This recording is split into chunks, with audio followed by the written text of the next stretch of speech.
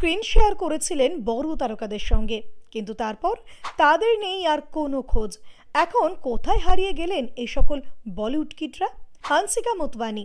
ঋত্বিক রোশনের কোই মিল গায়ে সিনেমায় রোহিতের স্কুলমেট হান্সিকা বলিউডে ডেবিউ একেবারে ফ্লপ হয়। তারপর দক্ষিণের দুনিয়ায় চুটিয়ে অভিনয় করছেন কুনাল খেমু। রাজা হিন্দুস্তানি সিনেমার সেই ছোট্ট বাচ্চাটিকে মনে আছে? হ্যাঁ, সে বাচ্চাটি হলেন কুনাল খেমু। শিশুশিল্পী হিসেবে বেশ কিছু সিনেমায় অভিনয় করলেও হিরো হিসেবে হাতে গোনা কয়েকটা সিনেমা করেছেন। আলিয়া ভাট, বিটাউন কাঁপানো এই অভিনেত্রীও কিন্তু একটা সময় শিশুশিল্পী হিসেবে কাজ করেছেন।